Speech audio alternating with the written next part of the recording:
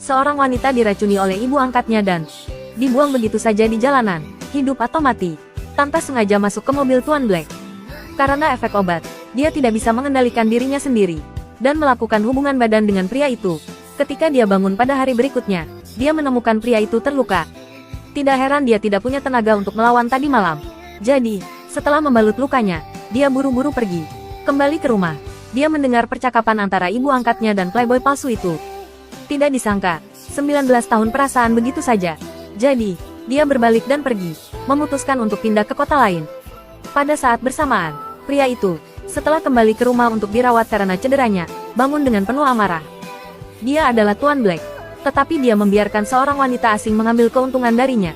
Dia segera mengirim orang untuk mencarinya di seluruh kota. Tidak peduli kekuatan apa yang ada di baliknya, dia harus disingkirkan. Segera setelah itu, bawahannya menemukan wanita itu. Ternyata dia adalah Nona Zhao yang tertukar. Saat ini, dia telah memesan tiket pesawat ke kota baru untuk pergi. Mendengar berita ini, pria itu pun tak bisa tinggal diam. Dia pikir dia akan melarikan diri dari tanggung jawabnya. Jadi dia segera membawa orang ke bandara. Tapi ketika mereka tiba, sudah terlambat. Pesawat sudah lepas landas. Mau tidak mau, dia hanya bisa meminta bawahannya untuk memesan penerbangan berikutnya. Tapi saat ini, pesawat yang ditumpangi wanita itu menghadapi turbulensi yang kuat. Wanita itu berpikir dalam hati bahwa dia benar-benar sial. Tapi tidak apa-apa, toh hidupnya tidak ada artinya lagi. Segera setelah itu, berita tentang pesawat yang jatuh dari ketinggian ribuan meter sampai ke telinga pria itu. Setelah mendengarnya, dia mengira ada yang tidak beres. Jadi, dia tetap menyuruh orang untuk terus mencarinya. Hidup atau mati, dia harus menemukannya. Namun, wanita itu ditakdirkan untuk hidup. Dia tersapu ke tepi sungai. Dan secara kebetulan ditemukan oleh Master Tianyi yang sedang lewat. Tidak hanya membawanya pulang untuk dirawat, tetapi juga mengajarinya keterampilan medis dan seni bela diri. 5 tahun kemudian, anak kembar yang dilahirkannya sudah bisa berlari dan bermain. Dan mewarisi keterampilan medis Master Tianyi.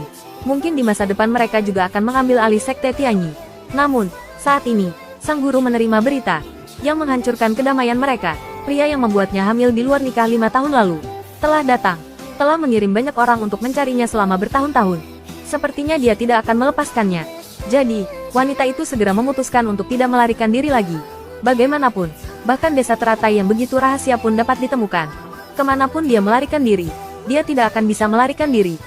Ada pepatah, tempat paling berbahaya adalah tempat teraman. Jadi, dia berpikir untuk membawa anak-anaknya kembali ke ibu kota kekaisaran. Hidup tepat di bawah hidung pria itu. Sang guru berpikir dia mencari kematian. Tuan muda Black bukanlah orang yang mudah diajak main-main. Tetapi wanita itu merasa bahwa bagaimanapun dia adalah ayah dari anak-anaknya. Harimau tidak akan pernah memakan anaknya sendiri. Dia seharusnya tidak akan